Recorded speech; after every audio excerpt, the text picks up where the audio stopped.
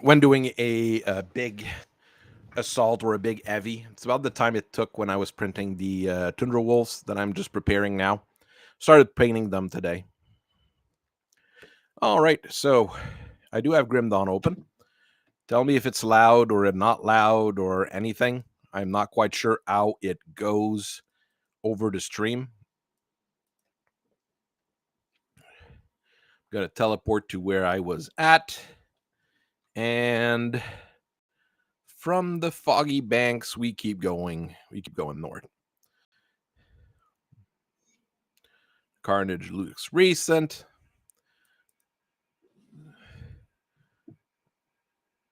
A magic shield, I don't need that. I can already like start whittling down what's gonna show up.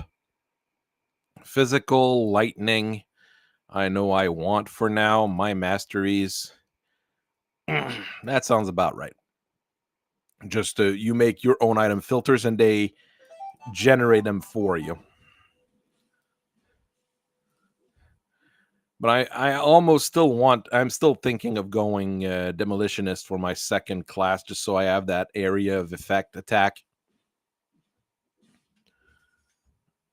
built in.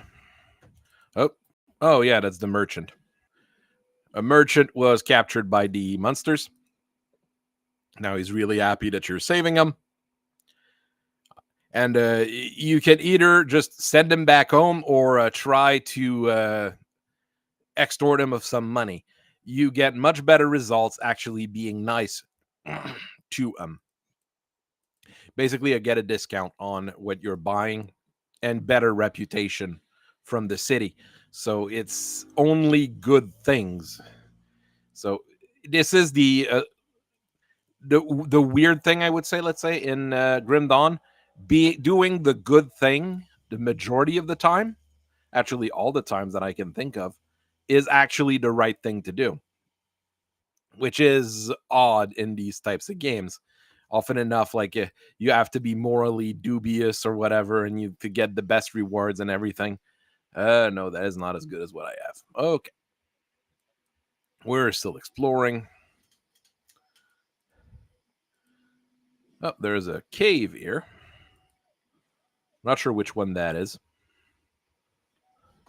Oh, let's go to the cave. We're spelunking. Cavern. Nothing super fancy. Devouring swarm. So a few slith.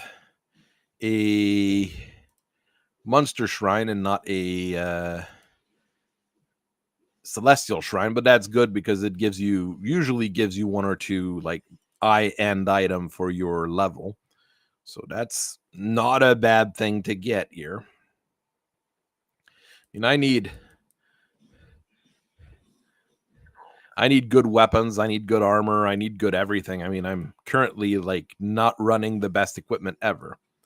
The final march, a pair of boots, molten walkers, another pair of boots, and a sash of ruin, which boosts a lot of stuff. Pierce resistance, poison resistance, like the same belt I have now, but better. But it doesn't have a scavenge plating in it, so I still have less armor. But now I put the scavenge plating in, and it's better. So are those boots better than the ones I have? Fire damage, spirit offensive ability, and speed bonus. Fire resistance only, not all resistance. Physique, I mean, the boots I have don't have as much armor, but I think they're better because of the elemental resistance on them. Oh, the boss dropped the Ud and blood seal, bleeding damage. It's not very good. I mean, sometimes you're lucky, sometimes you're not. As usual, I don't know if anybody's watching or if anybody's listening, but I'm going to play for about 2 hours and we'll see how that goes.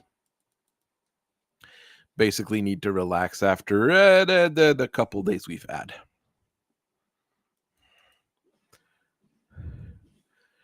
Deal a decent chunk of damage with that maul I've got. Or is it an axe or a maul that I have right now? It's a axe. Oh, no, it's a maul. Okay.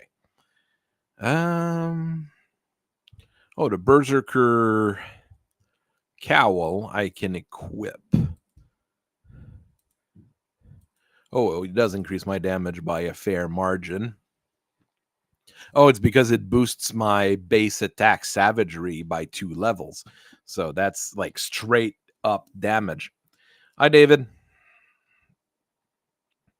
It's been a week already. I don't know. Tomorrow we might try Enshrouded, or Icarus might show us Enshrouded. We'll see. We'll see what happens when we get there.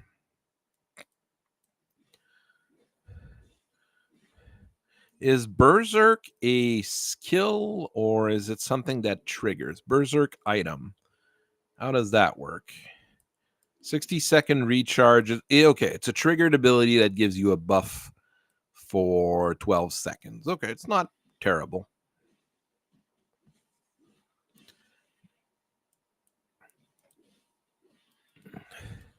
Like many of those kind of skills, they're kind of odd, but let's get rid of the ads before the main challenge. Ugh, I'm not doing very good here. Well, it's not like I've got so much health regeneration. I don't think it's an issue, but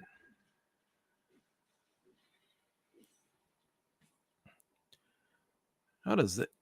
It's 12-second duration, 60-second recharge, which is long. I mean, it's a long recharge on there. Could be worse.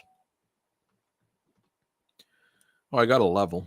I still can choose another class or stick points in things.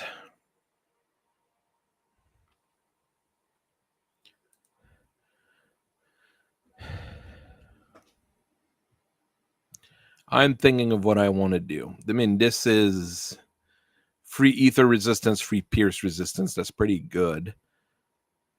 I mean, there's a lot of things here that are really good. So that boosts my physical damage. We'll just start leveling that.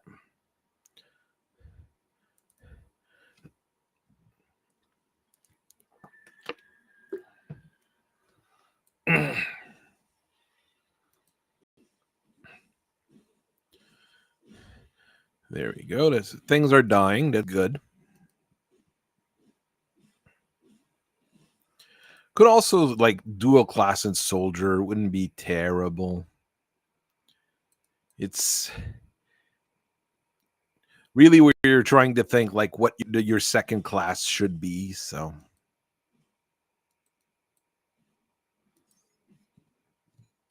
there's a lot of mods that add classes, I've noticed, but I don't like playing with mods in this particular game just because it doesn't feel right. Whenever I do, it just doesn't feel right. It's weird to say. It's an odd feeling. You know, you're playing a game and you're so used to the default experience. If you start adding mods, usually it should make the game better. But in this case, it doesn't help the game. Not in my opinion, at least. But I mean, everybody's different for these kinds of things. There might be mods that I'd really like to probably just be like the mods I ended up installing when I was modding this thing that were unpleasant to play with. Hard to say.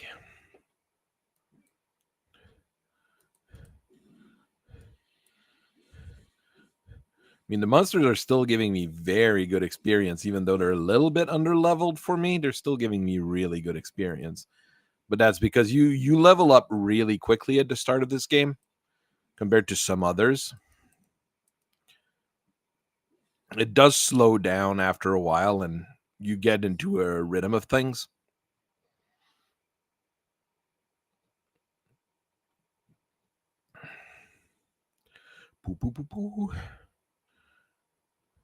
Not sure I need to explore everything because most of the big quests now are in the city where I'm trying to reach. So And I think there might be one other shrine somewhere, but I think it's in the next zone.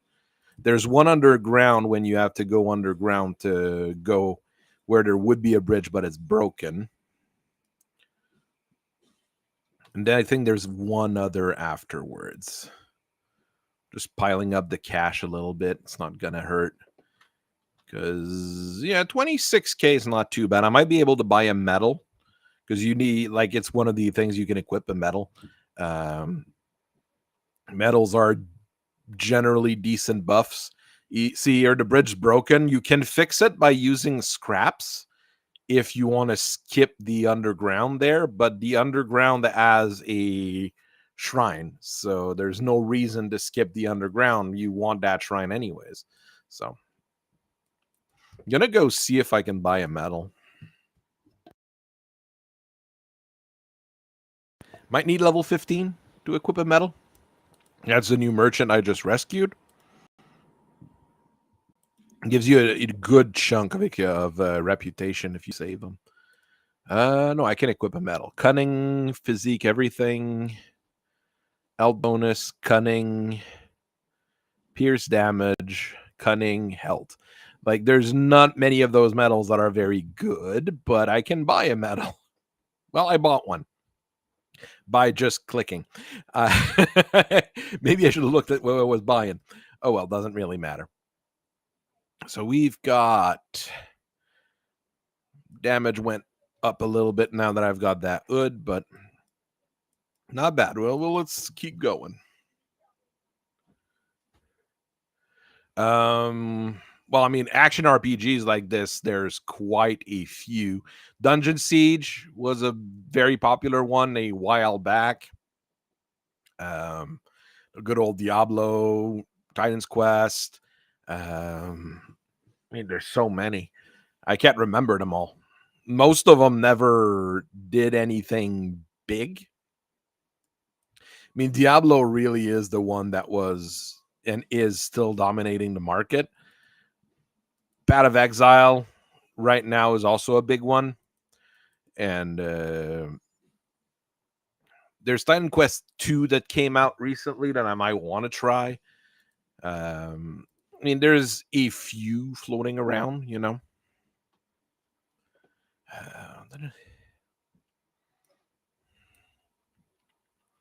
Dungeon Siege has the unfortunate honor of also having been made into a movie by Uwe Boll. So that's the unfortunate honor of Dungeon Siege. Back when he could exploit loopholes in the German law to make more money off of movie flops than actually good movies. Those were the weird days of old. That weapon has a higher damage than what I have now. Well, it sounds like a thing I need to equip. 811, not bad, not bad. And if I berserk, I do increase my attack speed, so it does raise that. Am I going the right way? I think I am. I know I have to go up, so you just keep going and hope for the best. Evil spiders.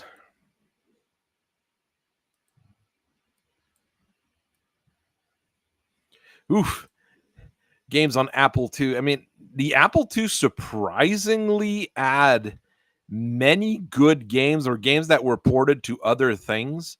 A lot of them on the NES, and got like good reputation out of it, which is weird for an Apple computer, because they're normally they're not well known for being able to run games.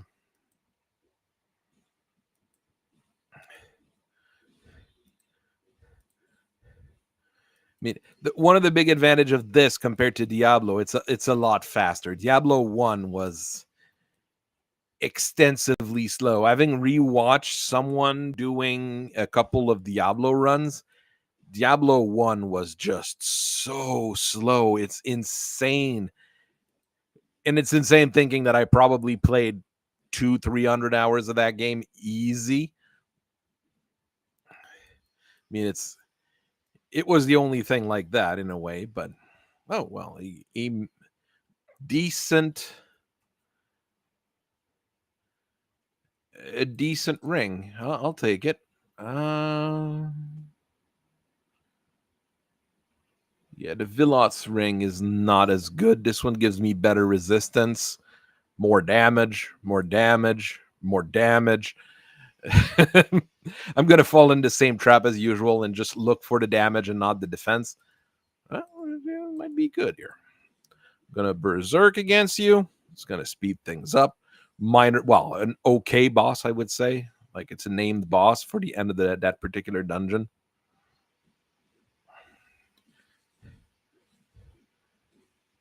Smack, smack. There we go. A rare amulet of it. Not bad. So the amulet I can't equip yet, level 18. I'm going to keep it around. It does look good. Gloves of ether damage, not super good. A thing for mages. A one-handed mace that's not going to use, and a crafting component. Okay. This belt gives elemental resistance, bleeding resistance, offensive ability.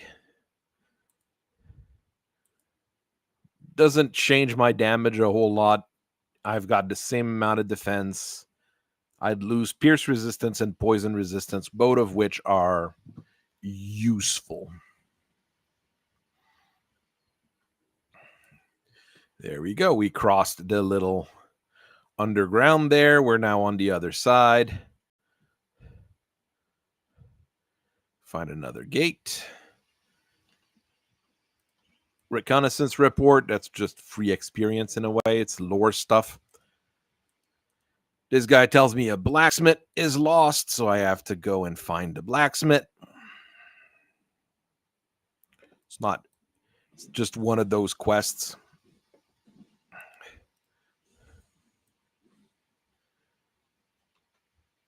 It is not a very difficult quest, let's say. I need to raise something to have more offensive ability because I keep missing. What raises the offensive ability? Offensive ability increases your chance of successfully landing a blow. Skills item and cunning. I'm gonna stick some points in cunning, reduce the chances of me missing. That is probably a good thing to increase my overall damage, but also to be less annoying because it gets very annoying to keep missing. Okay. Sometimes if you're lucky, you can get something this way. Basically, there's a camp of evil blood Cthulhu cultists this way, and there's an iron blocked door. You need to get the key for the door, and one of them can drop it, but it's random. You don't always get it from them. So sometimes you're lucky, and sometimes you're not. If you get the key, it's basically a special dungeon with bonus rewards. It's not a huge thing, but I mean, I'll take bonus rewards from enemies. They're leveled. I'll take levels as well. Smack these biatches around. None of them seems to be wanting to drop that key I was talking about, but you know. Not as good as what. Oh, it's a great axe that boosts your casting speed. That's brilliant. An axe of a mage great axe. Yeah, I didn't get anything. Oh, Sage's tarnished great axe of the sage. It's not a huge difference compared to what I have now, and it does have that bonus to casting speed. But it does have a small bonus to offensive ability. It's not bad. If I put a stone on it, it's 20%. Well, not 20 more damage. I mean, 20 is a number. It's a number I will take. So let's go. Slowly but surely trying to get places. I mean, my armor is the only thing that's still yellow. It's not bad. I'm getting the higher end gear, I guess. Um,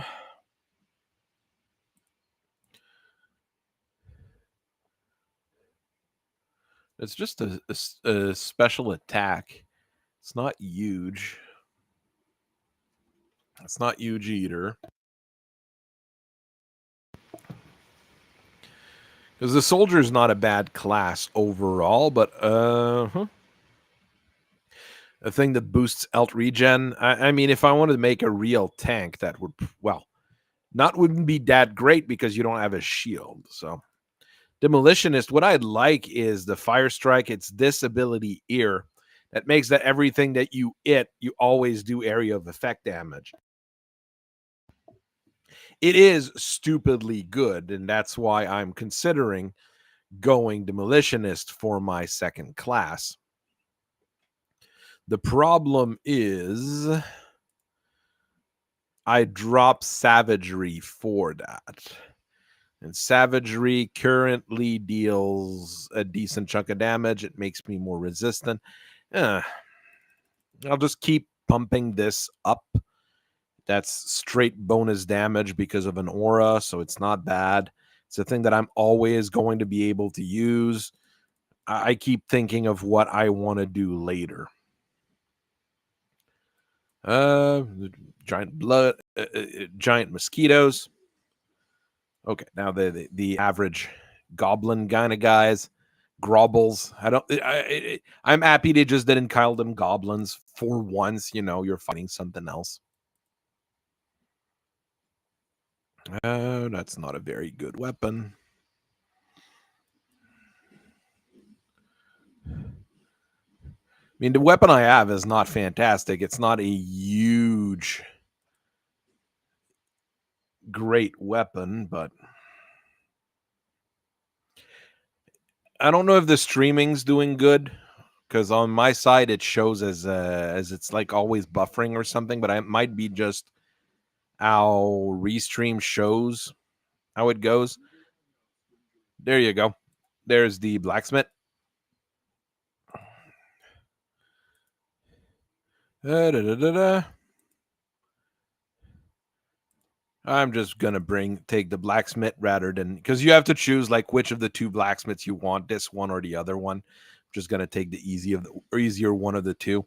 This one I think is just a different. It makes a difference as to what items they can craft or what kind of bonus they give. One's better at the physical stuff, and the other one's better at magic stuff. Well, this guy's big. There we go. War Chief's Glory, a very good belt. Interesting. And a set of gloves. Sure,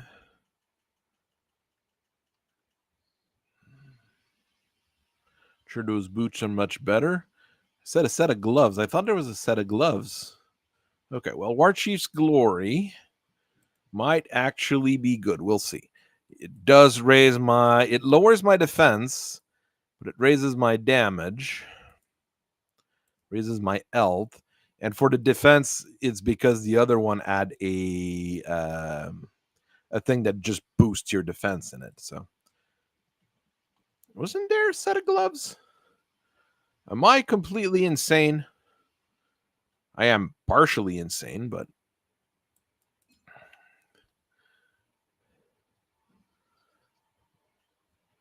must have been a pair of boots. Oh well. I must have misread something.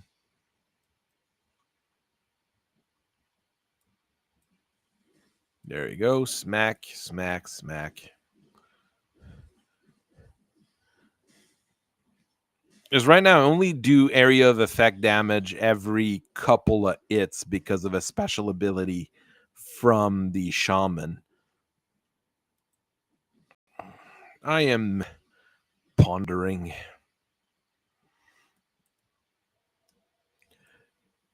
Also, I have to try to remember, did I ever do a shaman demolitionist? And I'm pretty sure I did. So, because it's just sounds basic. I think that's an element. It's called the elementalist if you mix the two classes together. And I think I did that before in the past. So I might do something else.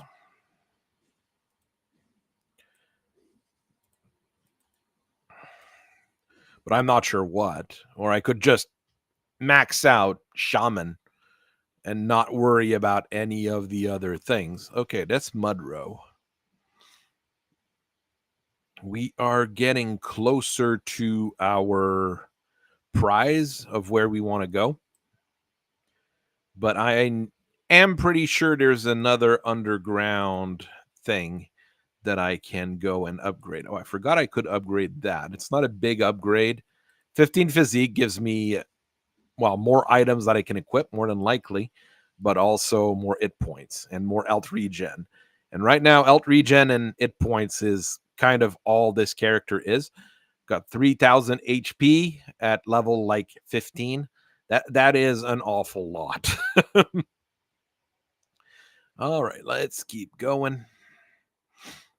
I think it's the cemetery ill that I need to find. Can't remember where it is exactly. I'm just gonna walk around, beat up goblins. Oh, they've got a shaman.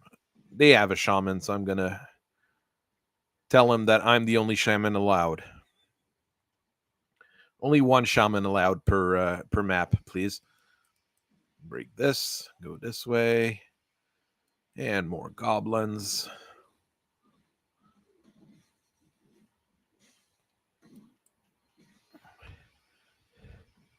Doo-doo-doo. More goblins this way. Okay, let's just clear it out.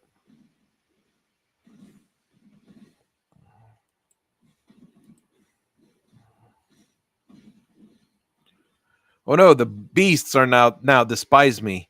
That could be an issue. That's the thing. You don't only have faction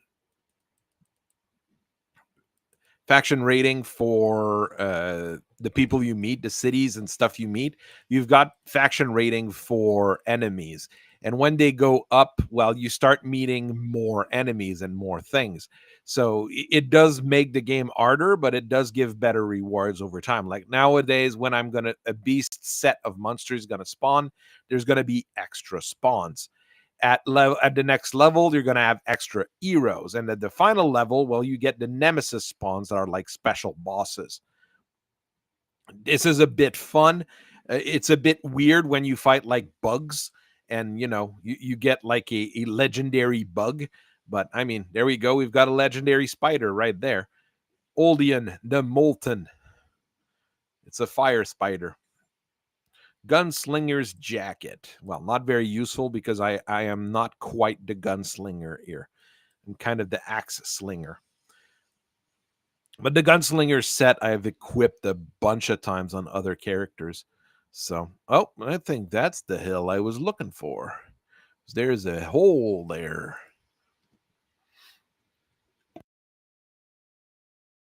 Yes, the burial cave. That's what I was looking for. Okay, what do we have here? Nothing. A bunch of ethereal, kind of zombie-like.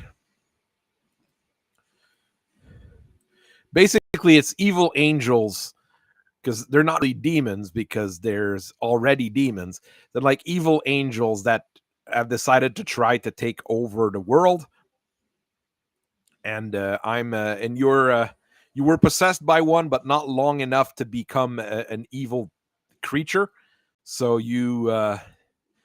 by having been touched by them, you're still super strong and super more powerful than everybody else, and you're trying to save the world. Some of them are okay-ish that you meet later. You actually meet some of them that are not terribly trying to, exterminate everyone. But let's face it, the vast majority of those fallen angel demon kind of things are not nice people. Just going to keep stacking this. Increases my damage and increases my... What else does it increase? Alt regeneration. I've got like a crazy eye alt regeneration. And if you duel in soldiers, you can probably just have like 300-400 hit point regen per second, which would be quite a thing. Not very good. Not very good. Might be good.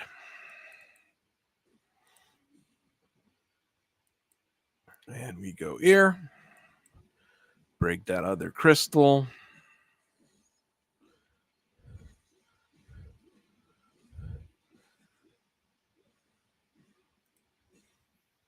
There we go. Cleaning up a little bit. There we go. I have a skill point I can go put in devotion. So extra cold and lightning damage. Not bad. I mean, this particular outing gave me a decent amount of everything's. I mean, that's probably better than what I have now. More hit points. Same armor. More resists. Sounds like a better deal overall. So we're going to equip the fancier of the two armors.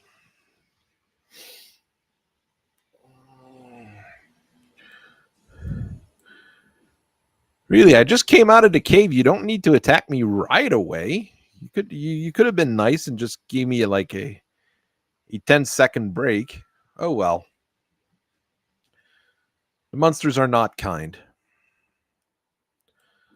Okay, now I'm getting close to the city, and there's a few different things you need to do when you get close to the city. Well, there's a sarcophagus surrounded by evil goblins. Oh, they've got a shaman. You need to take out the shaman because they cast a spell that does heal the bad guys. Against the regular ones, since you mostly one-shot them, it's not much of an issue. But when there's a named boss with them, like this guy here, that's going to be a problem if he keeps getting healed.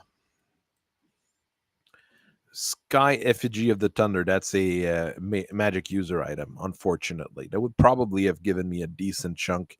Yeah, that's a whole bunch of lightning damage, but no point in having that here. Shoulder guards of thunder, not really worth it. That's the gunslinger's jacket. That's the shoulder pads I just found. That's the obsidian ring I'm going to seal. Very good elemental resistance for the level, but it's a warrior item. It's a soldier item. Boosts some of the soldier's skills for equipping it. Not bad, but spiders, weird batty things. Let's just clean them out. Okay, so this way is part of the city. There's two guys, Balgos and Agra, that I need to kill that I think are in this general vicinity. So let's go look for two possessed monster guys. I think they're over here. Yes, you see them on the map at the top right. You've got the two little stars there, tells me where they are. They attack together, so unlike the other three that you have to kill for the other quest, those two are a little bit more dangerous because you have to kill two bosses at the same time. And they do a fair chunk of damage. But once you've taken one out, taking out the other is usually not a huge issue. Come on. There we go. Okay, they've got mutants, bludgeon, which are one-handed maces. They're actually pretty good. I've had a few characters where I was running those kinds of weapons for most of the game. A lot of these named items like mutants, bludgeoned, they have a version like at every level up to a certain level. So if you know there's a good weapon, like those mutants bludgeon, while you can try to find the same monster at a higher level or a similar monster at a higher level and farm them to get the better weapons. I've had to do that with evil ants monsters that you fight later to get their special, basically their mandibles used as a sword. It sounds weird, but it worked fairly well. Yeah, I killed the other two guys. Give me $1,200 and 3 scraps. I'll take that. Sell most of the stuff I found because I don't need it. Gives me a little bit of cash. Any decent metals? Because the one I have is not very good. No decent metals. Oh well. The blacksmith's in town now, so I can go and talk to him. The blacksmiths allow you to build relics, which are a special type of item. At my level, I think the only one I might be able to use, well, there's a few at 18, so in like 2 levels. There's Equilibrium, that's also 18. Okay. But if I look here, let's say lightning damage, like Fervor here. This particular one, 2 to 6 extra bonus lightning damage, bonus fire, bonus lightning, attack speed, vitality, resistance, and a bonus that can trigger every attack. This is pretty good. It needs level 25. This one here, more swingy,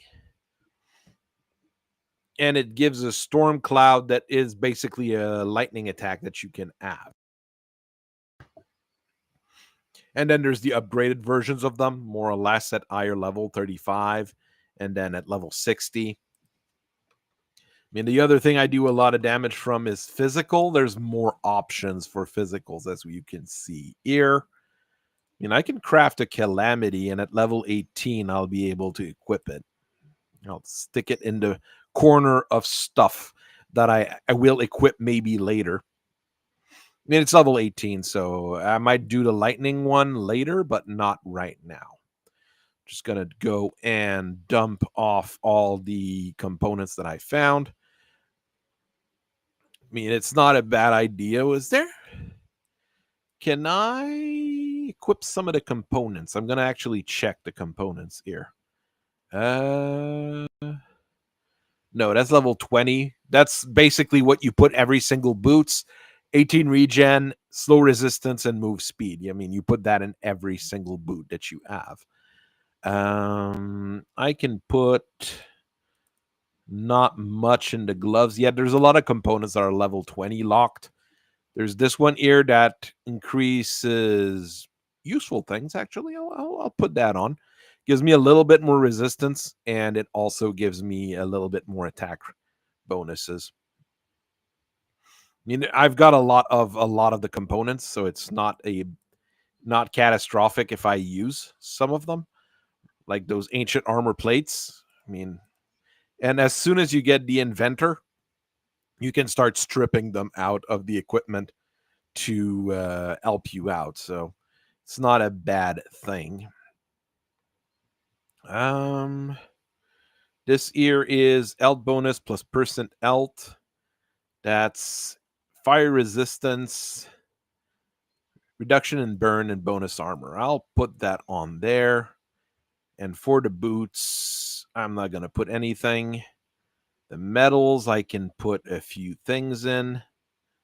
That's bonus lightning damage. That's pretty fantastic for me.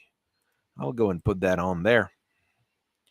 For the rings, I can put... The corpse dust is not bad. It's vitality resistance.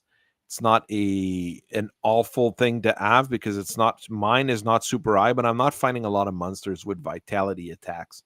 This is bonus to vitality damage and a bigger thing of vitality resistance, which is also not bad. The one I often put in rings is the Frozen Earth that gives just the ice resistance. But these here give physical damage and offensive ability. That sounds great. That sounds awesome. More damage and more. Actually, the important bit here is actually that offensive ability, because right now, okay, I finally have 100% chance to hit. So I'm not going to be swinging and a miss every other attack. It's not every other attack. Whoa, plus 223 damage. Those are big numbers. Those are very big numbers. I mean, I like big numbers. I have to go get a lightning stone though for it, but doesn't mean it's a good weapon. But I mean, it sounds better than what I have now. Let's stick a crack lodestone on it, and if I equip it, my damage goes to 1397. It's a big ass sight. This is not I would wield the sight if I was using it as a weapon, but you know, it's a game. All right, teleport back. After upgrading every single piece of gear that I add with components, I mean, this should make things fairly easy for me. I need to complete I need to complete to secure the portal before I can get another quest from the town. So I need to go and secure that portal if I can. Need to find a way back. Well, I'm going to kill some spiders and some evil bugs and all that kind of fun stuff. There we go. There we go. There we go. I'd Sash of Scorch Runes. The name is very cool, but it doesn't seem that great. Oh, there's a cave here. I don't know what's in that cave. Might be one of the hidden bosses. Oh, yeah, that's one of the hidden bosses. You can have to kill that boss in like bounty quests, and the cave itself is randomly generated somewhere on the map every time you turn on the game. This guy is rather tough, so I'm not even sure I'm going to be able to get through him. He stuns. He does a decent amount of damage. I do have tons of regen, and that seems to be what's keeping me alive. Oh, yeah, and the weapon I have regens on its. So, yeah, I think this is one of the most boring build possible. The infinite elt barbarian with a regenerating sword. I mean, but this guy is pretty tough, but it's not a tough fight in a mean of like it has special abilities and stuff. And with all the regen I have, he's not super threatening. Okay, the lightning attack doesn't improve the whole thing quickly. I'm going to berserk again. It increases my attack speed, so it's not a bad thing against them. I swing for about 700 on him, 600, 700 of them. So 566 seems to be 560 seems to be on the low end when I swing. Gutworm's Bloody Seal. It's a special metal, level 25. As you can see, he's not an easy boss. So, Band of Black Ice. That's for ice damage. Not necessary.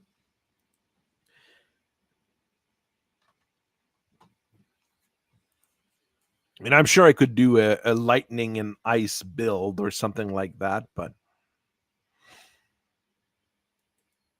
as with most of these types of games, I generally don't go online and look for like what's the optimal build and what's the optimal gear you can have. I just play the game and grab what I grab and move forward. If I find something that I know is going to be good, though, I'm going to be able to, and I know where to farm it if it's one of those monster weapon, I'll know where to go. But there we go. We're back in zombie territory, so I guess I'm going in the right direction.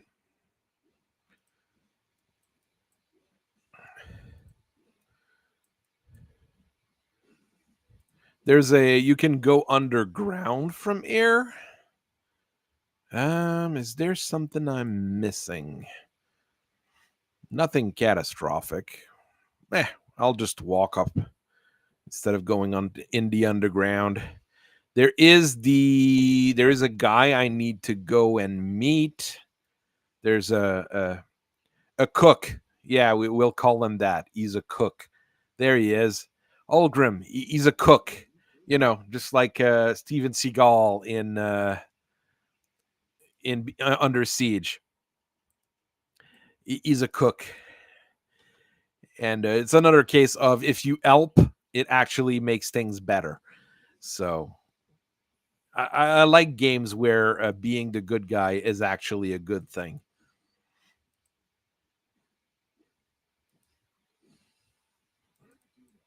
Evil spiders. Nothing super threatening here, it seems still.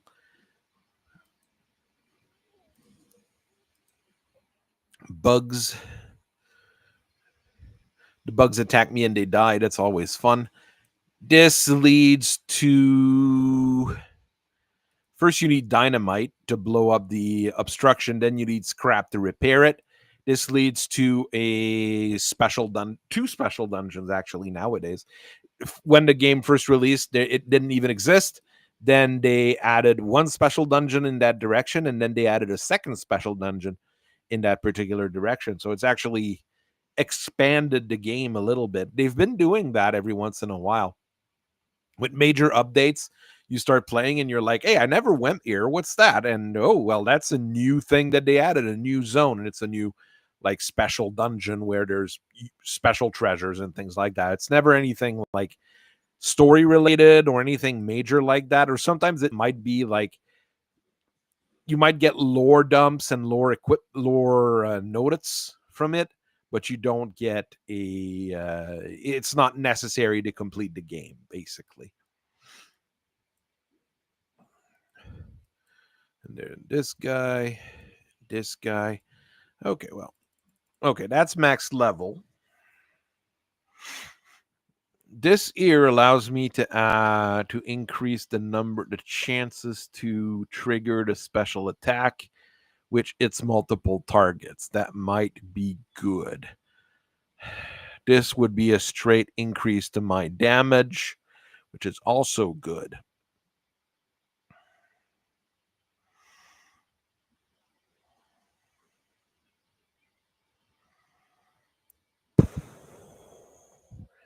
I need to think as to what I want to level right now. I'm going to go to rank 25.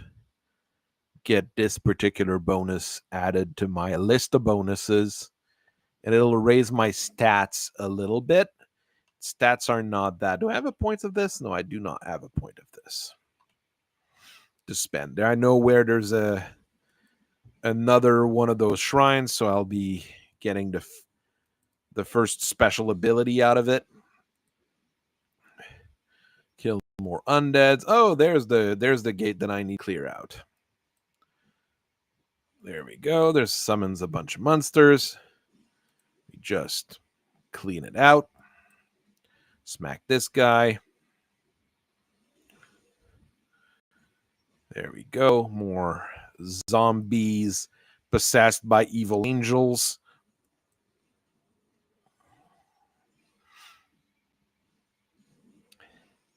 It's like I always call them evil angels because, like I said, they're not demons because there's actual demons in the game, which are the Cthulhu monsters. So, and then there's the Eldritch monster, with another group of demons, but the Eldritch monsters are magic demons and rather than living demons. So it gets a little bit weird.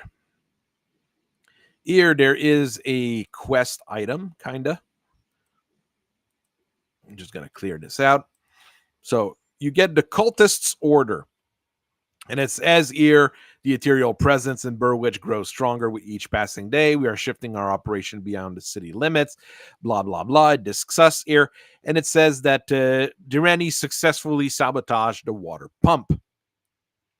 Wait, who's Direni, you ask? Well, it is a guy in the town where we started. So you're like, well, what is that all about? Well, you go back to town, you sell the stuff you found that you're not going to use anymore. That's the usual thing to do. And Rennie's right there, like just chilling out next to the thing. You're like, hey, I found a note in Burwich. It mentions your name. What are you talking about? Your schemes are finished and your life is forfeit, or explain yourself. If you do explain yourself, he gives you a sob story, the usual. And he keeps explaining that he's not that bad of a guy and that he just joined the evil cult because he didn't know any better, etc. Well, screw you, you die. If you don't kill him here, you will actually have to kill him later in the game and in an upgraded form in another dungeon. So, and then I tell him, like, Rennie was sabotaging us. And he's like, God damn it, he was a bad guy. And this, once again, doing the right thing, killing a cultist, gives you more Devil Crossing reputation and everything.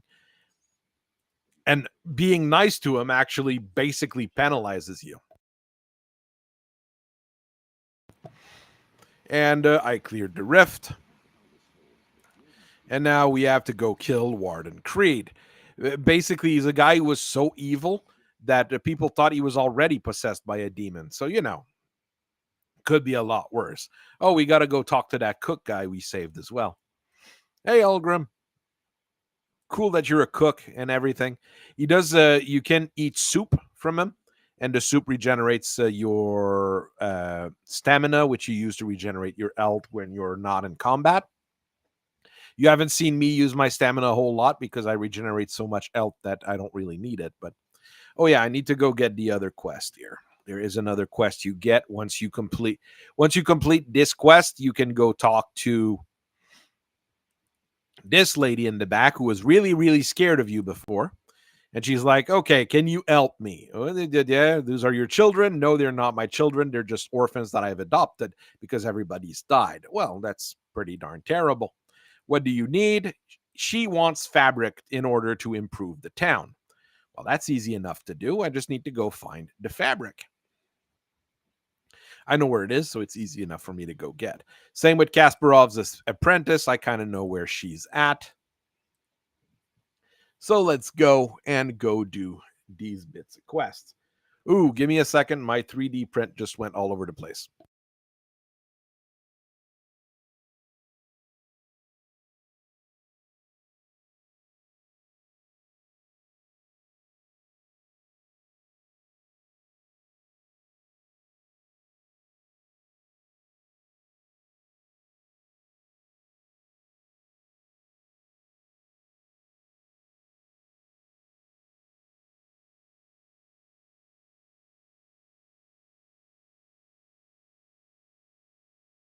Ugh. I'll have to give the printer a break for the evening. I think it started spitting out stuff all over the place. That's might mean that I need to clean the nozzle a bit. I need to get isopropyl alcohol to help repair that.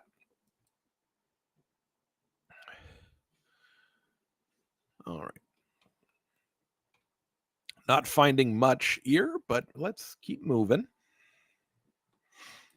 Break this. Kill this guy. Nothing super good here either. Let's try to get that crystal there if I can.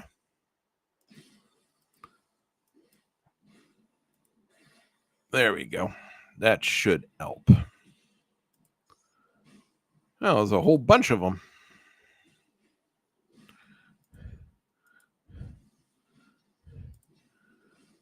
All right, let's just clean out the place. Make it Make it livable again? No, not really. I think there's too many undead and zombies and all that fun stuff around here to make it livable again.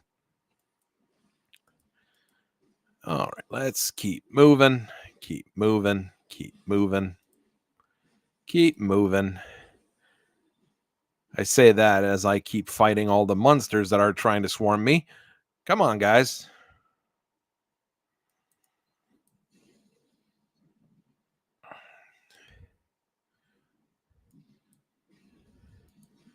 Keep going.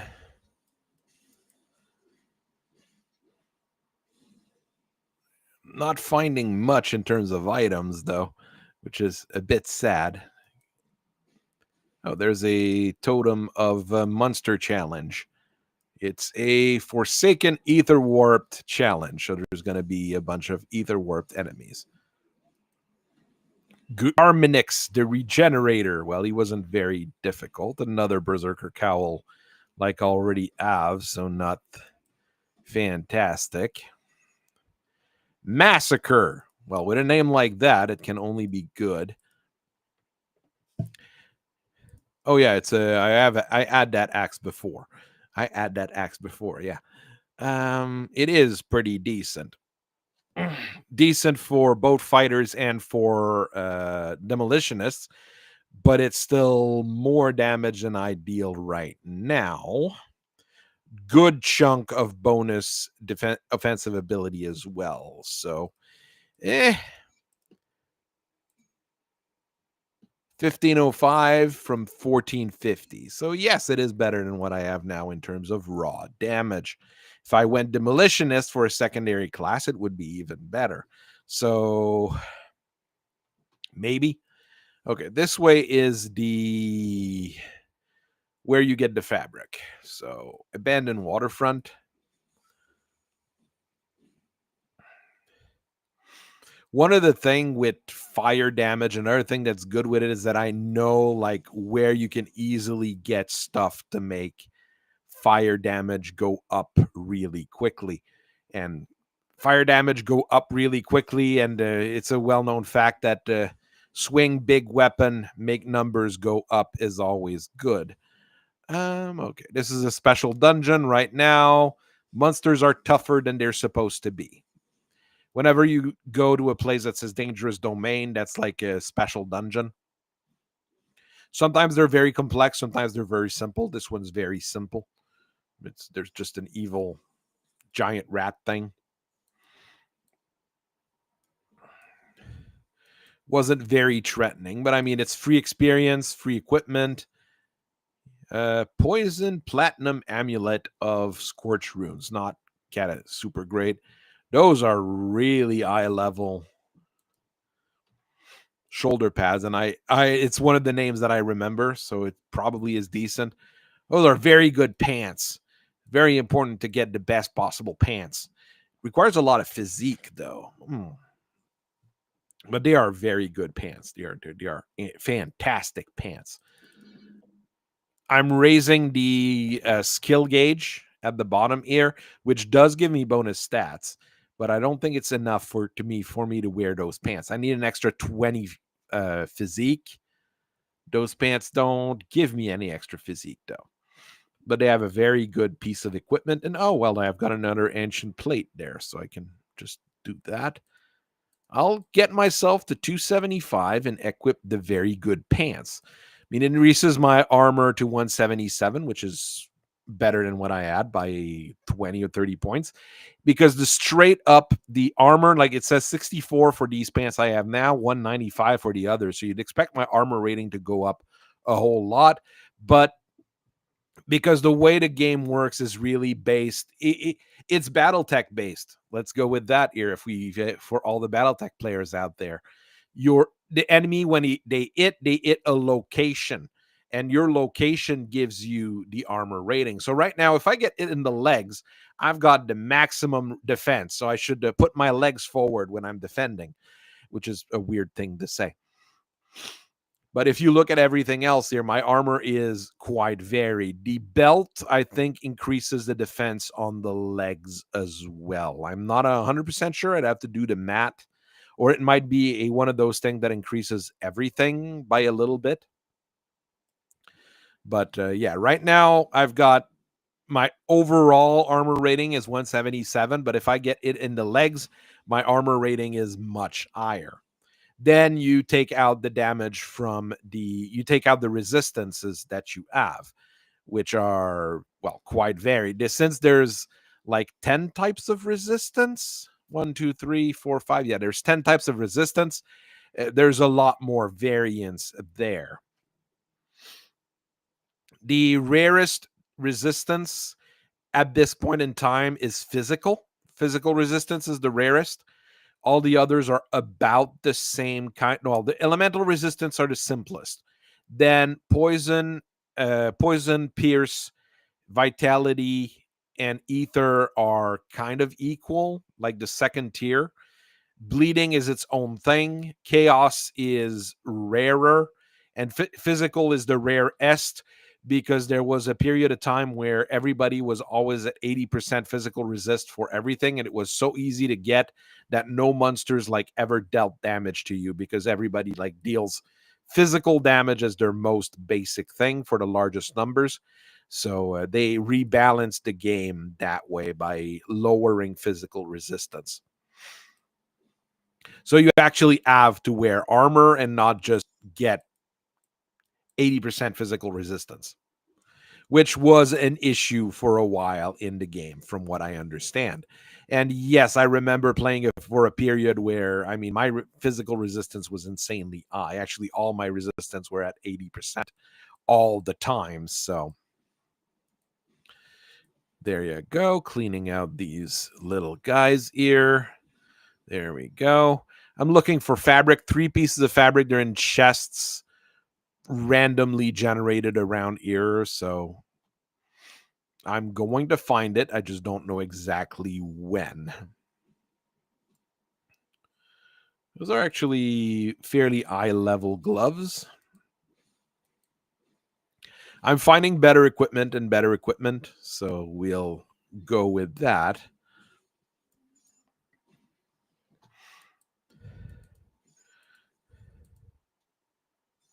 There's another piece of fabric, and there's, okay, there seems to be one in the building here.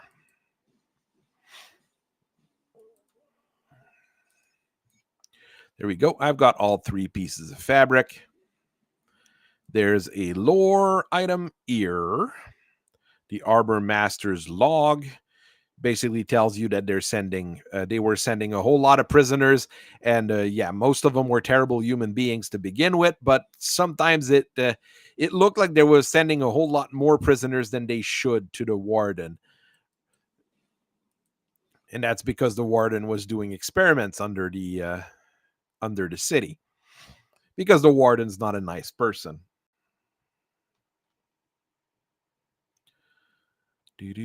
Oh, there's a blood claw, a beast boss. We'll beat him. Maybe he'll drop something useful. Plenty of money and some corp dust. Okay, well, it could have been there, could have been worse.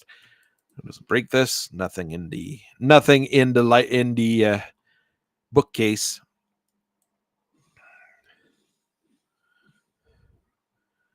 All right, okay, it's this way.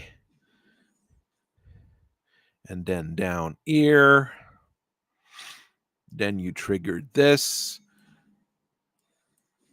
So I can get another point of celestial skills and finally get that final, a special skill out of it.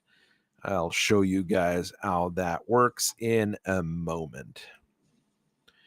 Speaking of physical resistance, because of the skills I have, I do get some, as long as I'm attacking enemies, I get some physical resistance, which is pretty much what you would want anyways. All right. So if I go here, I've got another devotion point where I can go and spend on the constellations here. The last point for this particular the tsunami node says tsunami, 35% chance on attack. It's basically an attack that's going to trigger when I use my base attack. 35% of the time it's going to do that.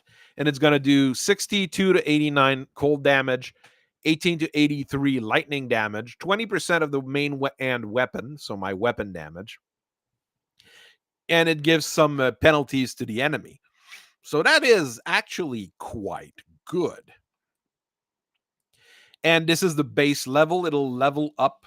The skill itself will level up over time as I play the game, or as I use it, basically. And you'll see it trigger at some point, I guess. Haven't seen it trigger yet. See, it just has that little wave animation that happened after I was hitting the enemy. That's that skill triggering. And it does give me an area of effect thing every 35% of the time. So it is not bad there. It's going to be the Origins of the Slith Part 2. Those are hidden lore items. It's just bonus experience and some more lore here. It explains that particular type of monsters, the Slith, the snake men that we were fighting, where they come from. There is actually a quest later in the game where you have to go and fight the creator of the Slith. But it's an optional quest. It's not a key quest, basically. I think it's the quest you get when you get max level or a certain level in the starting town for reputation. There we go. We go up the Burwish estate, and we get into the Warden's house, where we have 2 bits of lore from our friend Inquisitor Creed, which we will meet later in the game. We haven't met him yet. He was basically captured by the Warden and ran away and fled. But he's one of those big heroes in the game. And he's actually, it's rare a game where there's a guy called Inquisitor whatever, where the Inquisitor is actually a good guy. And yes, Inquisitor Creed is actually a good guy. I got a bit of lore on the Chthonic heresy. Those are the blood Cthulhu cultist kind of guy. That's the Journal of the Warden saying, I am absolutely insane and evil. It's the kind of thing you would say, I guess. At least he admits he's evil. Makes him better than some of the other guys out there.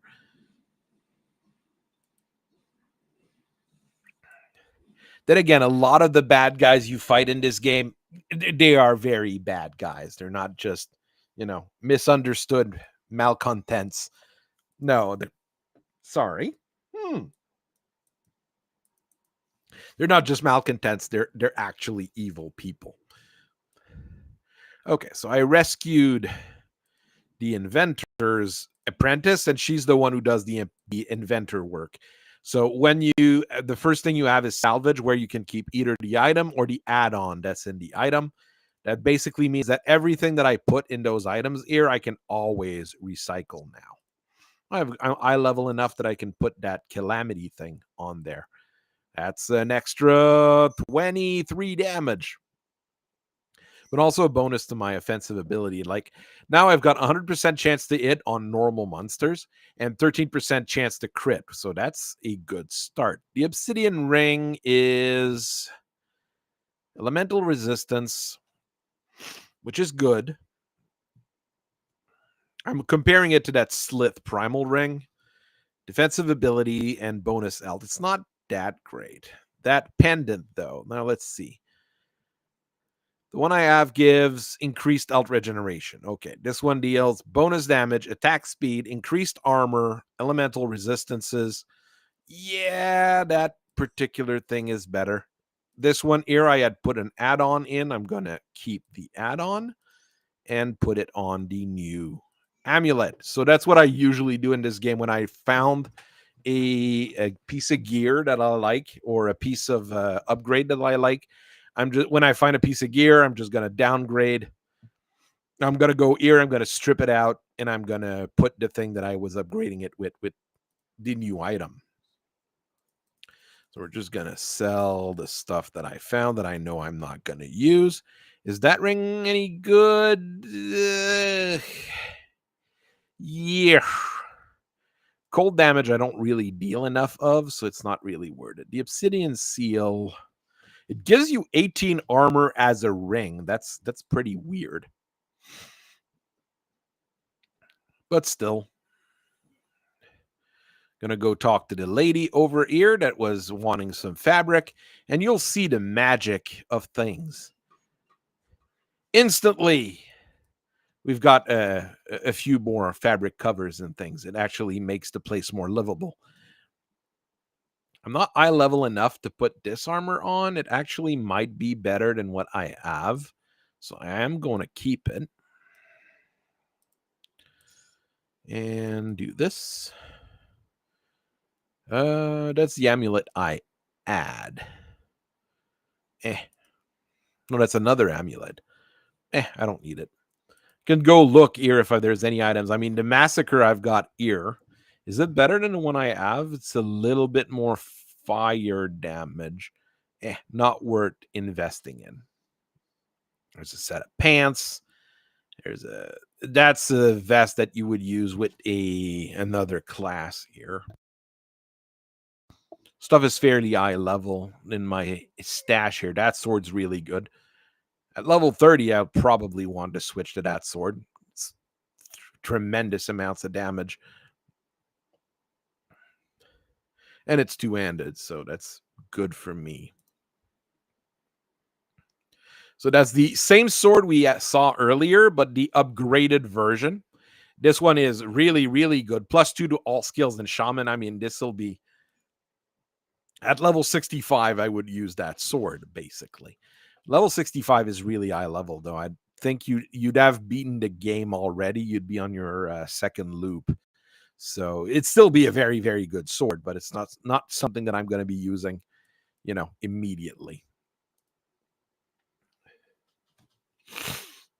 Go back to the warden's cellar, and we have to go and find the warden and give him a piece of our mind and tell him, like, stop using prisoners to make experiments to summon evil demons.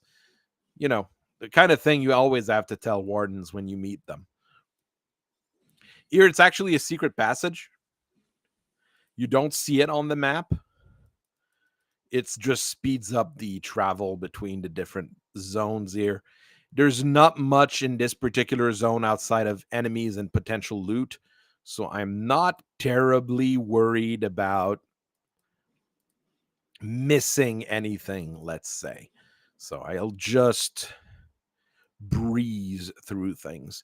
I'll keep leveling up my skill bar.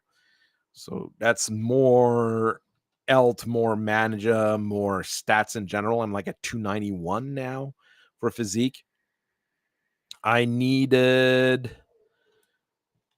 can't remember what I needed physique for. I will need to go check.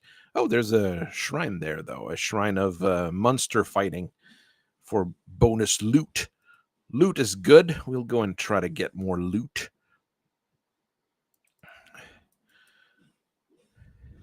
Ooh, those are usually, you only see those later in the game, the ethereal abominations. Those are much harder. Gonna clear the ads before I go. Oh, that's a named boss. Oh, he's not named anymore. Ha ha. I think he had an aura and was buffing everything. Well, this one's also pretty rough. Explorer's cover, Windborn Greaves. I'll grab the blues and the gains. And the greens. Those are very good boots. Very, very good boots.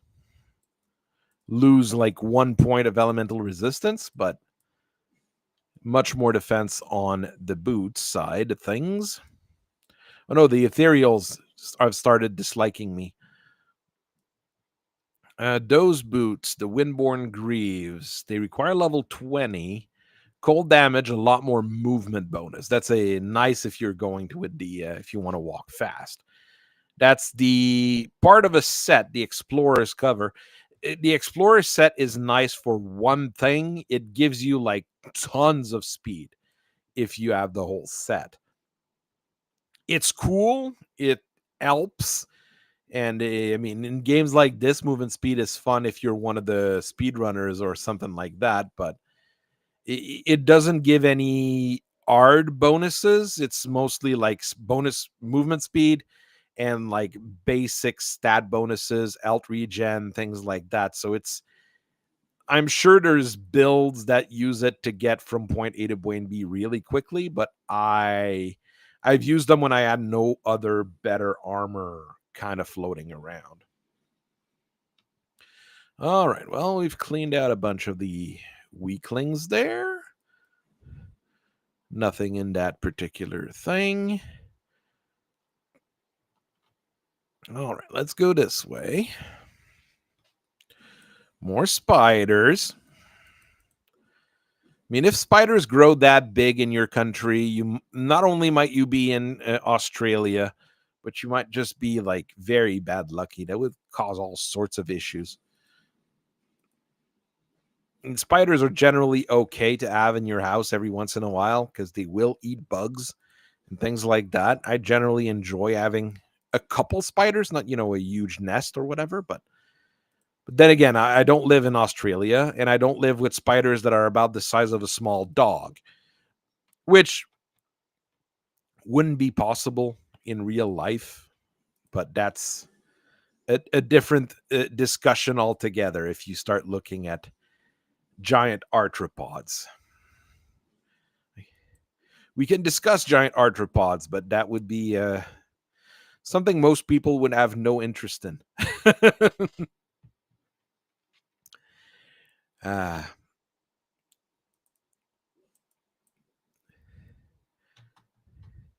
and that wouldn't be basic biology like some people need some help with. Discussing why arthropods can't grow beyond a certain size outside of water is the far more advanced bit of biology. You need to start understanding how arthropods breathe and arthropods move, and it gets a lot more complicated.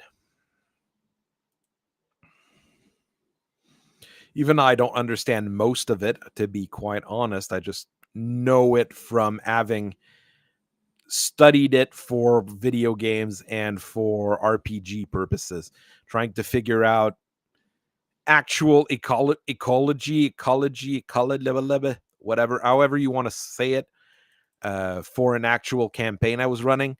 I did learn that it's impossible for arthropods to grow very, very big on actual land. Not nowadays, at least. Back in the primordial era, yes, because there was a lot more oxygen in the air, and that made a huge difference with those types of animals. For anything else, well, it becomes weird.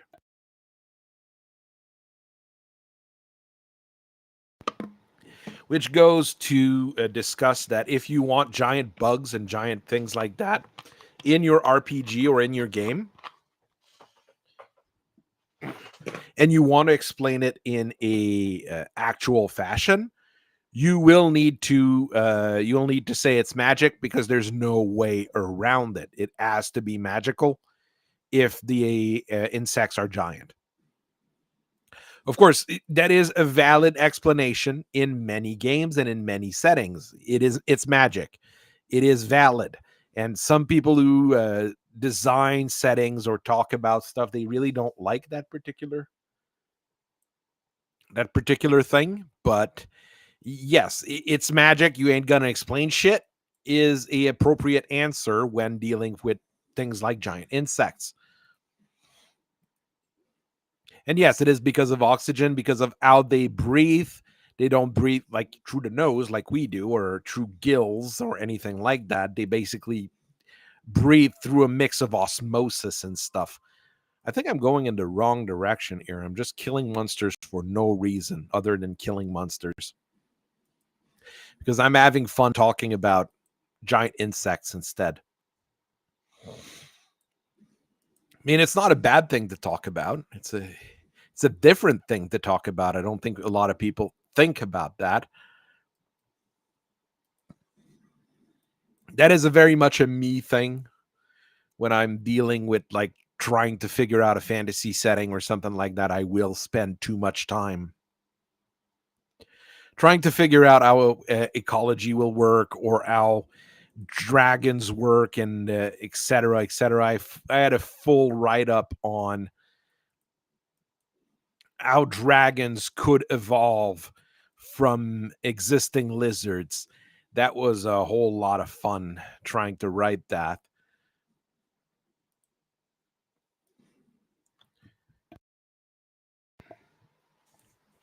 I mean, giant insects is a great monster in almost all games and things like that because something that's creepy naturally, a lot of people are, even if they're not afraid of insects, will still find them creepy. And that's kind of what you want if you're doing a horror game, or if you're even if you're doing the good old regular RPG kind of thing. You know, you want people to be creeped out. You want people to be worried about what's going to happen. And when you meet the giant ants in Elden Ring, it is actually quite disturbing to see an ant the size of large horses. I was going to say small horses. No, those are the size of large horses. I'm at 25. I can buy this skill. I mean, as long as I've got my aura on, I've got bonus resistance to pierce and bonus resistance to ether. Retaliation damage would be very good, but that's one of the skills that's a little bit weird because the shaman retaliation damage, you often have that with shields and stuff like that. This is not a shield class. I'm the shaman who is not, she runs shields since you're two-handed. But there's other things that give retaliation damage, so you could do a full retaliation build. I did a full retaliation build with a shielder in another game. Basically, the more I mean, if the enemy attack me, they die. I barely deal any damage naturally, but the sheer amount of retaliation damage kills everything. That's a fun build. It is very odd and not my style to play in most games, but it was enjoyable for when I did it.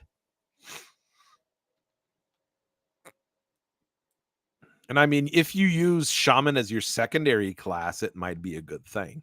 Oh, there's another shrine here. The Devil's Mark.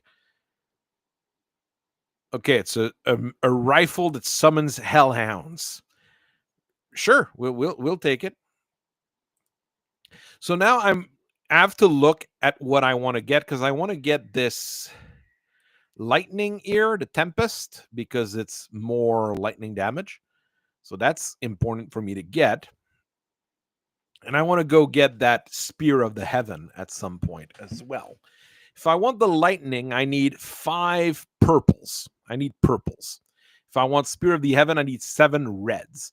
So I have to kind of figure out where I want to go here. For reds, I don't think there's any cross pollination between the blues and the reds. And for the purples, is there any purple that I can go and buy? The Wraith has some purple. It might be a thing to go get. The Doge, the Bull, the Eel. The Eel's actually pretty good. It's one of the defensive nodes. It is pretty good, and it's pretty cheap because it's only 3 levels, and it gives you 5 blues right there. But the Wraith gives 3 blues, 3 purples. So lightning damage, well, that's kind of what I want. So that's not a bad thing. So the first node is lightning damage. So we'll take it. Then there's 3 nodes. You don't have to take them in order. You just have to take all 3 to get the points.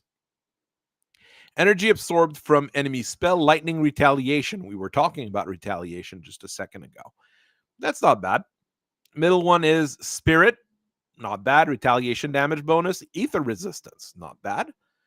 Lightning damage, ether damage, bonus damage to undead, and 3% physical. Yeah, I think taking the Wraith will be a good idea here. So I'll just put my point here and move on.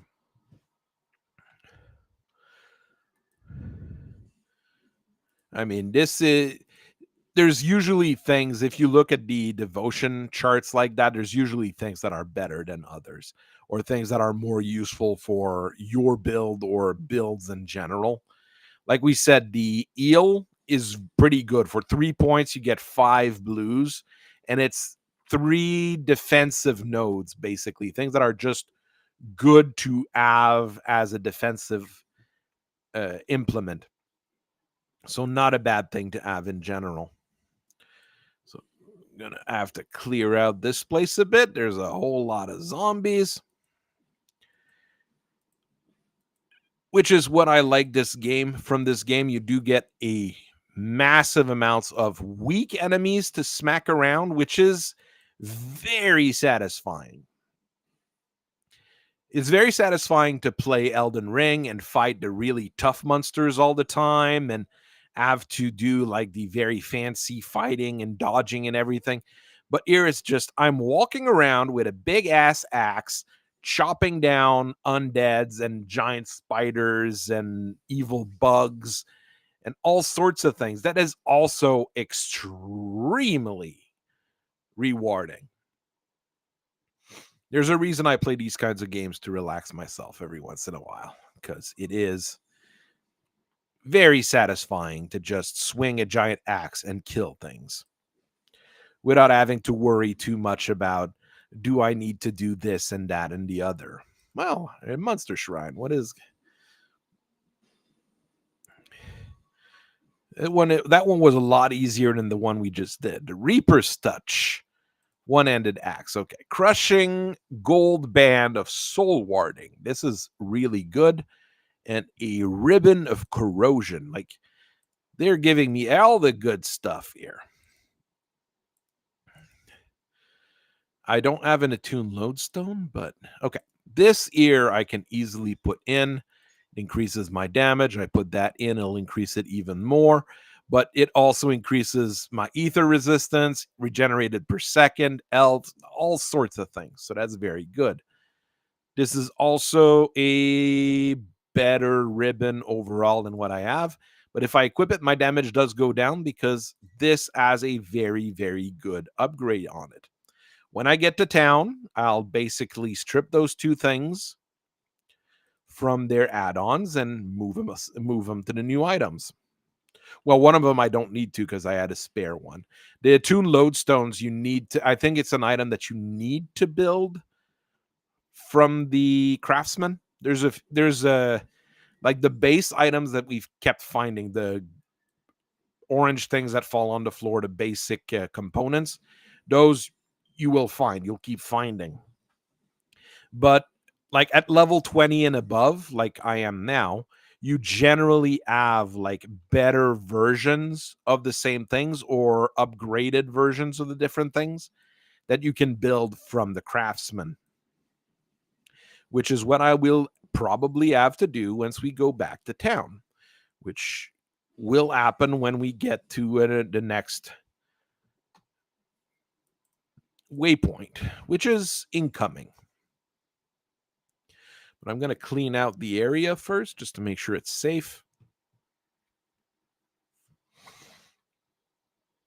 I mean, if anybody wants to, do multiplayer in that game, I wouldn't mind either. It'd be fun to just run around with things like that.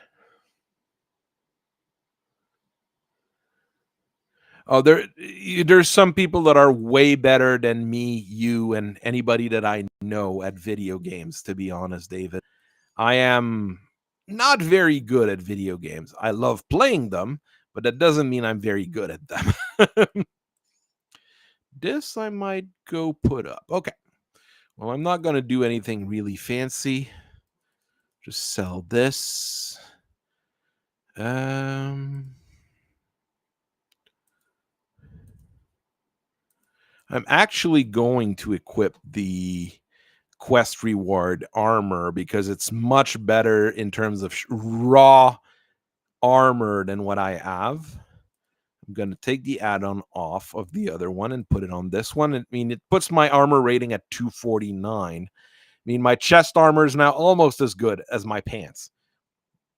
Shoulders are not that great. Feet are okay. Arms are not very good. But I mean, I go with the items I find. This I'm going to go and dump in the quest bin, actually. Not the quest bin, the trader bin. Because I think I've got most of the Explorer set here. Yeah, Explorer's foot pads are there as well. Those are upgraded as well. I'm missing the tunic and the trousers, or maybe I have the tunic somewhere. I'd have to check. The trousers I don't. But what I wanted maybe was a Mark of the Traveler. Gives me increased movement speed on my boots. I mean, 5% I think is already very good. And if I go here, that's the components and accessories. If I go lightning, so amber can be used in melee weapons, shields, etc. Is basically what I have now, but an upgraded version might be good. Elsbane ammo, guns, crossbow, and caster offhand. I can't use that. Rigid shell. That's what I've got equipped right now. That's an ancient plate. Rigid shells are good, but not what I need. So I have to go with amber as the upgraded version of what I have now. Rather than a cracked lodestone, you have to make an amber. And to make an amber, you need 4 ether crystals. I've got 27 on me, so it's not much of an issue. And 4 cracked lodestones, which I've got tons in the inventory. So I combine and I make it. I'm never gonna play competitive competitive games online. I've learned very quickly that I'm not competitive enough to be able to play these kinds of online games. Fighting games I like, but I'm not good at. So rather than keep add-on, this time I'll do keep item. So I'll keep the axe instead of the add-on that's on it. And I'm going to put the new add-on on. My damage goes up. The secondary ability that I had here is now better. It's the Empowered Lightning Nova. So I've directly upgraded my character doing this. Cheap viewers, wow, I will click that link right away. Oh, I banned them. Ah, sad. Okay, more notes from Inquisitor Creed. That's basically tells you how he escaped. The monsters are fighting each other. That's always a fun thing.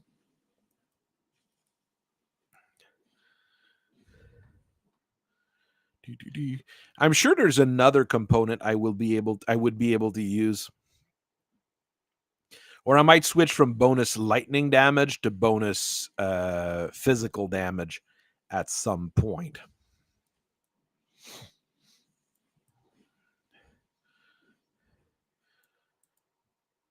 Getron's note. That's one of the guy that was doing the experiments with the warden. You have to kill him, obviously, but this is basically his slow descent into madness. If you read the notes, it's actually a little bit interesting. Smack, smack, smack, smack, smack, smack, smack. I'm not regenerating health fast enough anymore. Insane. They're finally dealing enough damage. It's because there's a lot of poison damage here, so it's stuff that stacks over and over and over and over. So at some point, it gets difficult to keep up with all the bonus damage you're getting. Big mutant guy, he's dead. The tsunami, as you can see here, the special skill I got from the constellations, it keeps triggering and it goes in the direction of the nearest enemy. So it's very good as a defensive mean as well, because I'm done fighting a bunch of things and it goes towards the next target, so I can easily go after it. Okay, final entry where he says, I am now mad. We'll find him and kill him in a minute.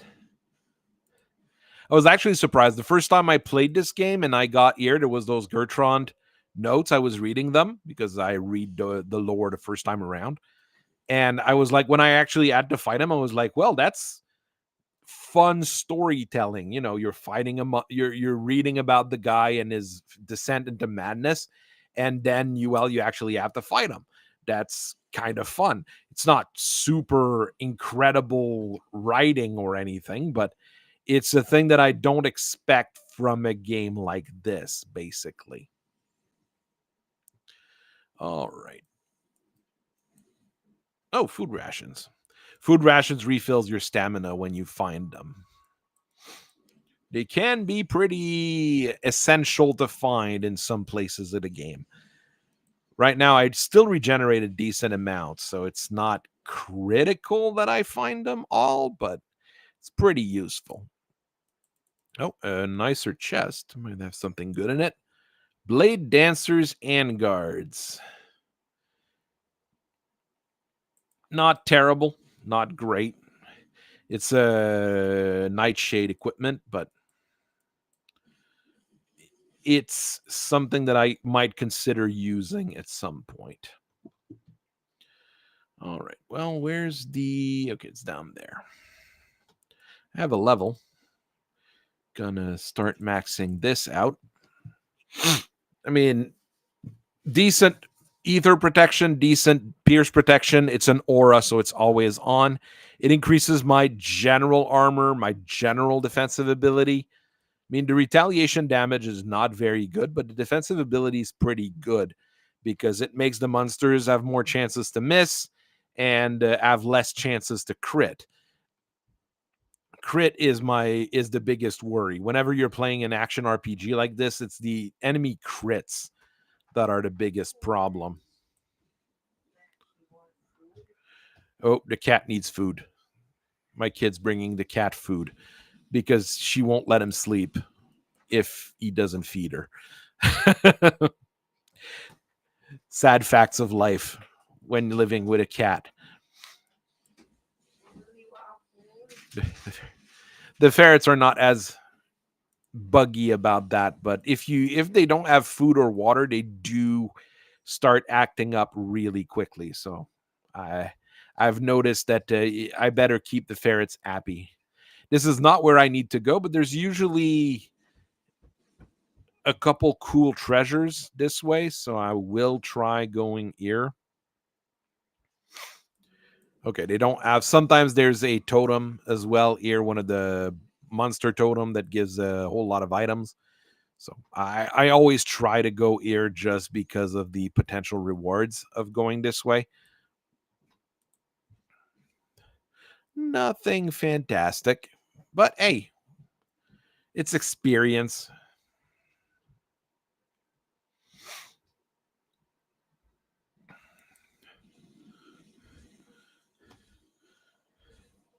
I mean, my pierce resistance that's 59, my ether resistance at 31. I don't need the ether resistance maxed out or very high just yet, but later in the game you kind of need it because you have to cross entire like floors of ether damage. So if you don't go through it, you will not like what's going to happen.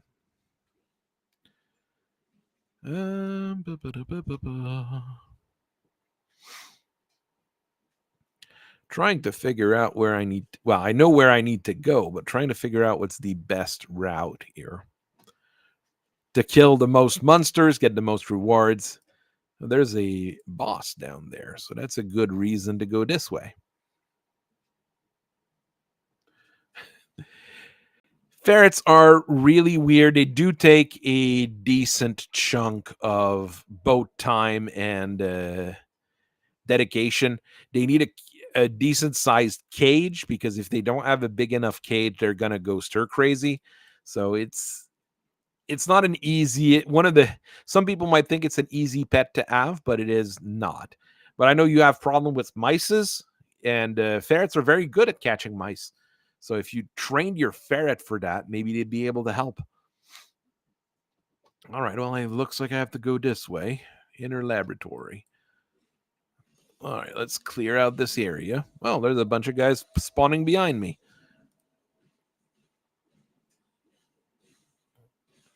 They didn't stand a chance. All right, more guys here, more guys there. A reanimator, he's gone. And I'm doing a pretty bang up job there, clearing out the place.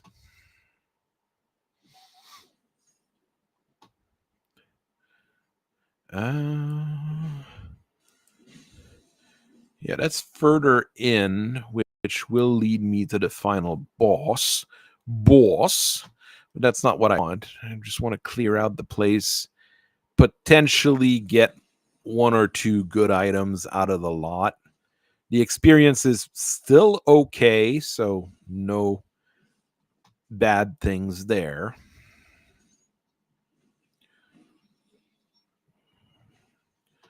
There's the boss that I saw earlier. Don't think he'll be terribly difficult. No, he's easy. Okay. Guardsman helmet. It is actually pretty good.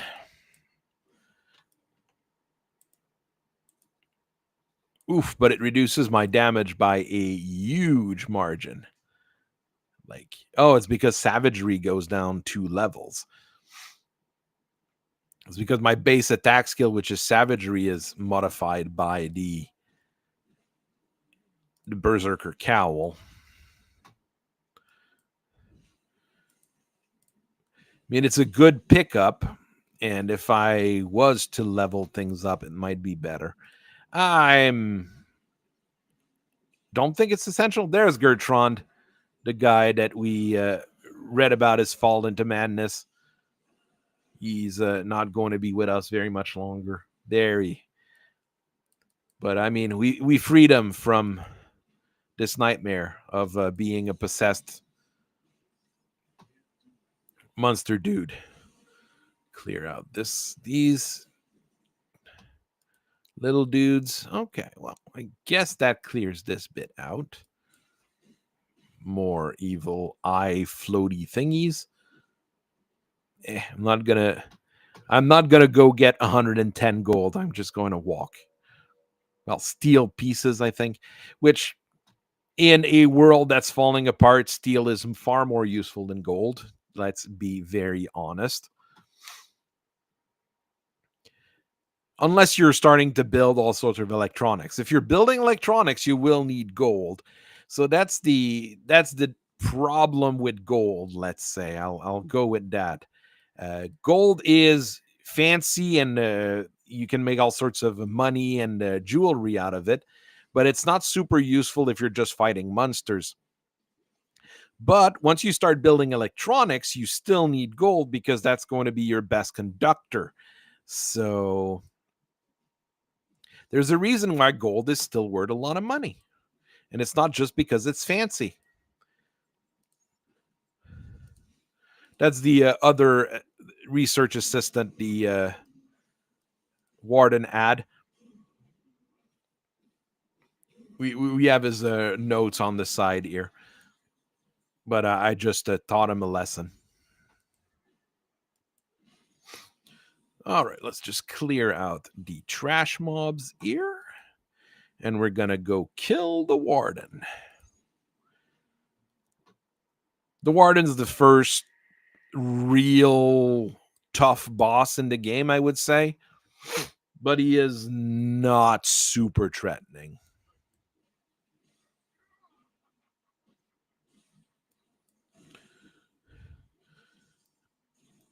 He does summon a bunch of friends, but since I've got abilities,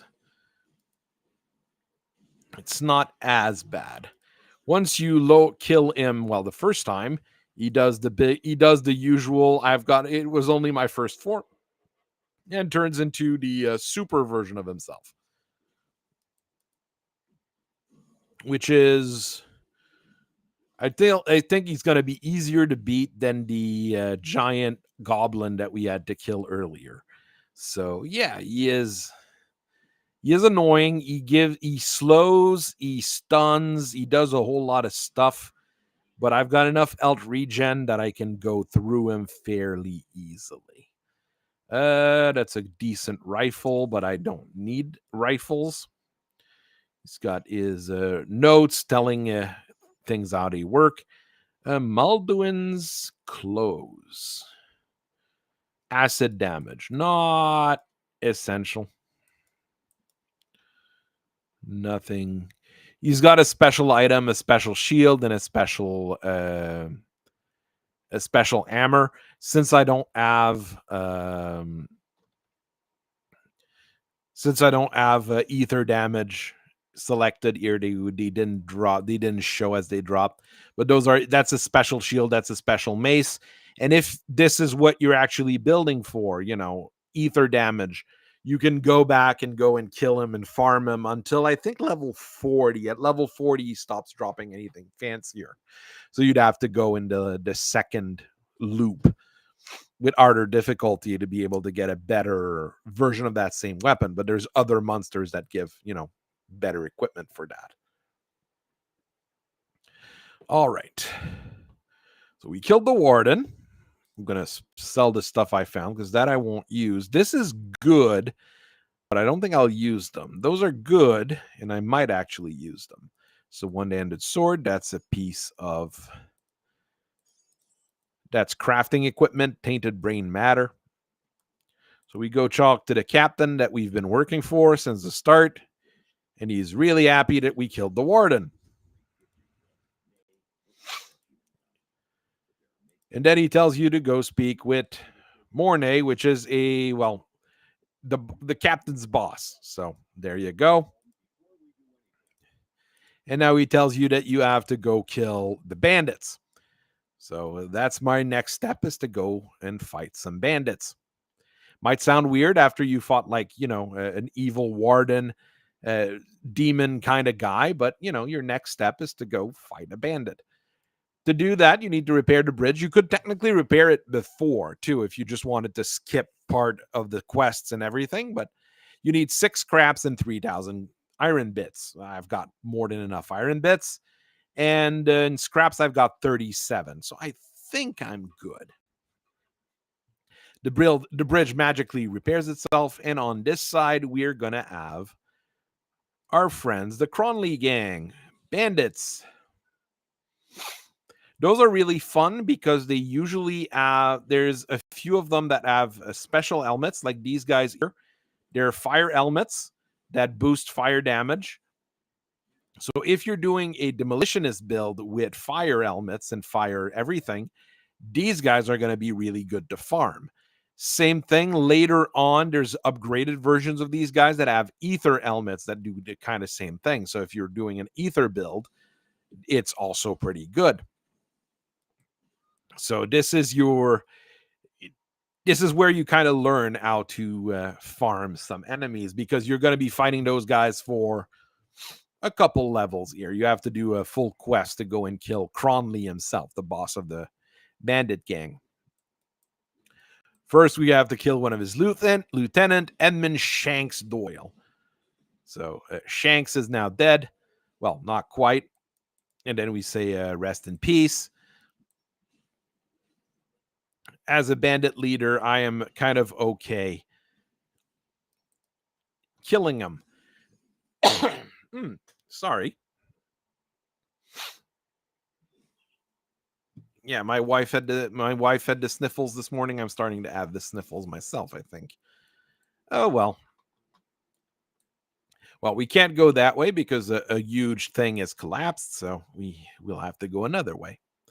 Report to Mornay and Devil's Crossing. Well, we'll do that later. I'm going to stream for another couple minutes, so I might be able to get to something else. I'm not even sure. Well, I did level up, though, so let's max this out. My pierce resistance keeps going up. Ether resistance keeps going up. So this is all good stuff. Ether resistance. At first, the ether resistance and the pierce resistance was pretty much equal. Now they're like 2 points of ether and 3 points of pierce. So you can see that there's different like gradations. Some of the resistance are harder to get than others. And you kind of need to max out some of them.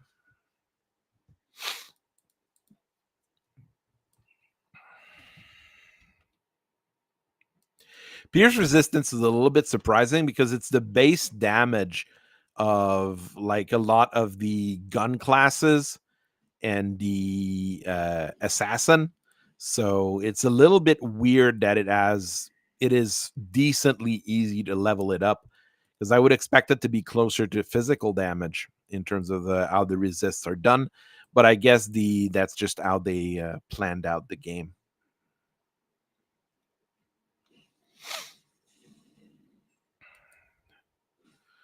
All right. This way.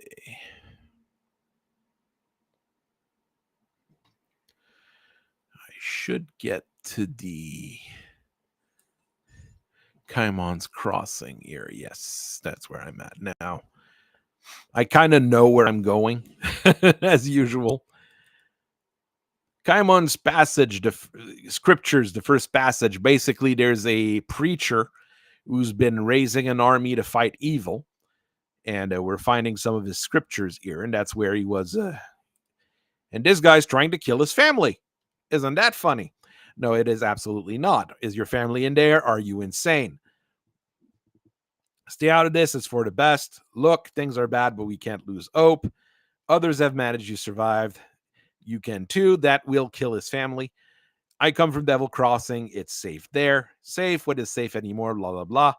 We defend it. We've got drinking water and food. Well, that's actually pretty good. I'm going to go and live there. And as usual, doing the good action gives you better rewards. I just want more games to be like that, where the right actions give you the better rewards rather than being morally dubious all the time. All right, we're going to... The next waypoint is actually far away. It's surprising this way, because the waypoints are normally fairly evenly spaced. But this year, the waypoints are actually a little bit far away. But I'm going to go and do the underground here, because there is a shrine. And this is one of the first places where you start seeing a lot of actual undead, a bunch of ghosts. Those are actually the ghosts of a powerful nation that was around here that kind of decided to play necromancers, and it kind of backfired on them. So again, don't play necromancer. It's not a good idea. But then again, the god of death is their patron saint. So it's a little bit odd, and actually very odd. There we go. Cleared that out. Get my devotion point. I'm investing in Wraith right now, so that's offensive. Energy absorbed and lightning retaliation. That's bonus to lightning retaliation. This one is physical resistance. Actually, I'm going to take this one to make sure I'm going to keep hitting with higher offensive ability. And the lightning retaliation, I just do a little bit now, but the other skill I've been leveling up increases all damage from retaliation. So those two things will be have a little bit of synergy together. Ghosts have a problem because they keep showing up like randomly. So you kill some and then you walk and there's like a whole bunch more that just start spawning like this.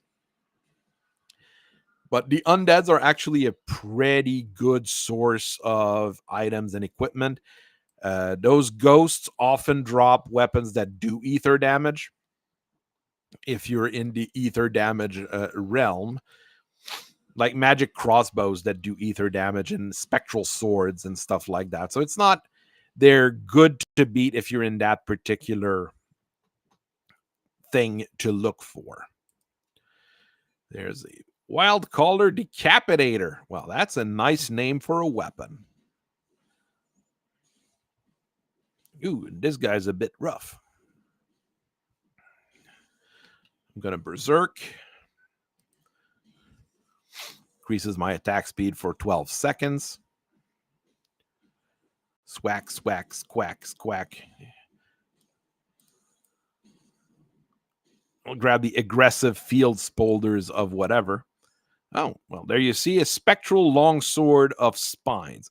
It's actually not terrible, but that is okay. It's this part of a set as well. I don't remember this set, and it is definitely a shaman set. That could be fun to find. If I found the other bits of it, it'd be fun. The guardsman spolders. Well, I've got the guardsman's helmet. So, I mean, this is very good. If I was running a soldier, that would be very good. Those shoulders are potentially better than the ones I have. They reduce my damage. They've got probably a lot more defense. Probably. That sword is just a sword. I'll do some grave robbing. Okay, I'm not always nice. I do grave robbing. But I mean, that's what video games teach you.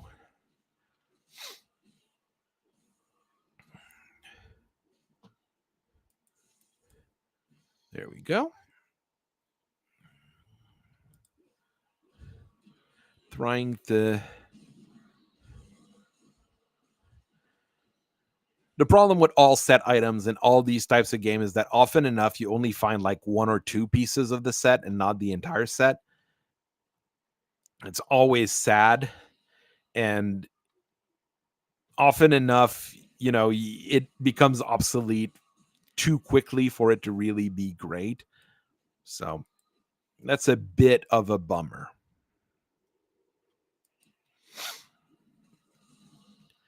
Don't think I've got any other of the Wild Callers gear floating around, not that I know of. All right, I've done this bit that I wanted to do. I'll go back to Devil's Crossing. I'm going to end the stream pretty soon. Just going to clear out what I have that I don't want to use. I mean, those shoulders are really good. Those give a whole lot more armor. 13 physical, ether, pierce, elemental burn, frost burn, electrocute, spirit, energy regen, light radius, raging tempest.